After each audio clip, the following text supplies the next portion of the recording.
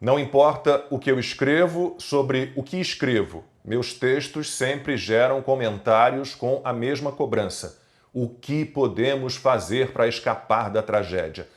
Não é difícil listar todas as desgraças por que estamos passando, mesmo que sejam excessivas, apontar todos os absurdos, um a um. Está muito claro quem age pela calamidade, no legislativo, no executivo e no judiciário, por ação ou omissão. As divergências entre essa turma costumam ser leves. Os raros protestos de um lado são feitos tardiamente, de forma errática e quase sempre em fala mansa. No descompasso, no descaminho, um país inteiro vira refém. E a imprensa, que desistiu de ser imprensa, endossa a condenação de todos nós. Em outros tempos, os jornalistas eram hipersensíveis. Se para seus questionamentos agressivos e tendenciosos vinham respostas à altura, reativas, a imprensa estava sendo atacada. Claro, isso valia apenas quando o entrevistado era Jair Bolsonaro ou alguém ligado a ele. Ao ministro Gilmar Mendes, por exemplo, sempre foi permitido mandar um repórter enfiar sua pergunta em determinado lugar.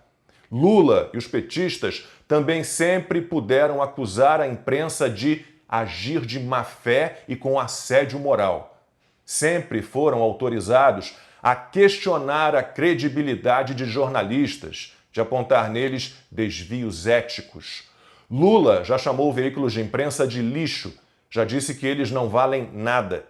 Em outubro de 2018, a revista Veja publicou o seguinte: Lula está à vontade, desaforo é com ele, desacato é com ele, partir para cima é com ele.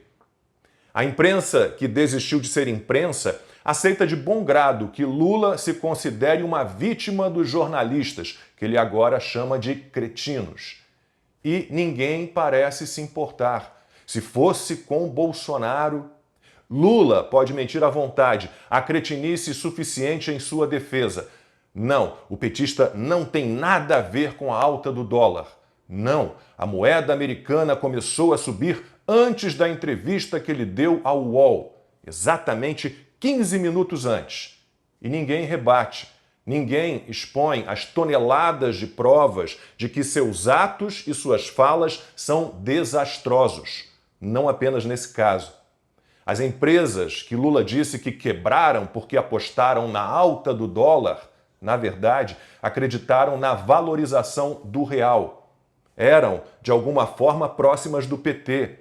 Foram vítimas do seu desapego ao mundo real. Uma cretinice em série que os cretinos da imprensa, que Lula aponta, fazem questão de ignorar. Há cretinos em grande número prontos para não perguntar, não desconfiar, não buscar a verdade. Há cretinos aos montes que não vão a fundo no que realmente importa.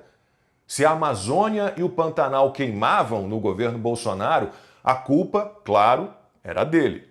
Com Lula no poder, falam em El Niño, Laninha, mudanças climáticas, fazendeiros malvadões. Os Yanomamis morriam com Bolsonaro. Depois das eleições de 2022, foram todos salvos.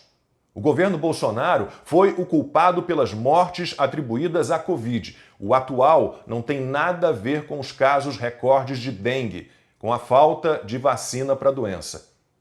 Os cretinos querem decidir sobre tudo, com a empáfia, arrogância e soberba que lhes é peculiar.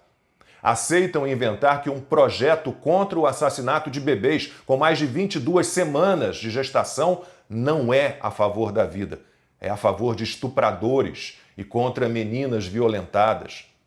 Também não querem falar do que aconteceu nos países que liberaram as drogas. E o que houve é muito claro. Tudo piorou. Há mais usuários, mais tráfico, mais crimes de todos os tipos, mais acidentes de trânsito, mais doentes, mais mortes. O presidente do Supremo Tribunal Federal pode dizer que o combate às drogas no Brasil fracassou e provocar o eco submisso dos cretinos. Eles devem imaginar que, seguindo esse raciocínio, a guerra contra os homicídios no Brasil foi perdida e é melhor autorizar de uma vez os assassinatos. Como tratar quem acha lindo um fórum jurídico brasileiro feito em Lisboa, com a participação de ministros do STF, parlamentares e 12 empresas com ações no Supremo? O que dizer de quem só faz aos participantes perguntas amigáveis, como manda a cretinice absoluta? Como chamar quem acompanha as respostas sem sentido aos questionamentos sem sentido com o balançar concordante de suas cabeças? Não é cretino quem se acha um repórter e não tem nada que confirme esse pensamento? Parecem todos à vontade, querendo de volta a polarização entre PT e PSDB. Era ótima, era civilizada, era saudável. Aí vieram os radicais, os extremistas. A culpa é toda deles, a culpa por tudo. A coligação de cretinos repete isso o tempo todo. Só pode ser cretinice aceitar o descabido aumento da carga tributária e dos gastos do governo, a dívida e os déficits crescentes. Só pode ser cretinice não querer investigar a revisão repentina para baixo dos gastos com a Previdência e magicamente sobrou dinheiro para pagar emendas parlamentares. É o cúmulo da cretinice o uso político de estatais, o sigilo sobre o prejuízo quase bilionário dos Correios, o leilão de arroz, o ministro indiciado pela Polícia Federal por suspeita de cometer 5 crimes. Viramos o país dos cretinos? Então precisamos apontá-los, todos eles. Precisamos combatê-los com todas as nossas forças, com o alcance possível dentro das leis. Vamos deixar claro quem eles são, o que fazem, o que deixam de fazer. Parece pouco, mas não é. Os cretinos não vencerão.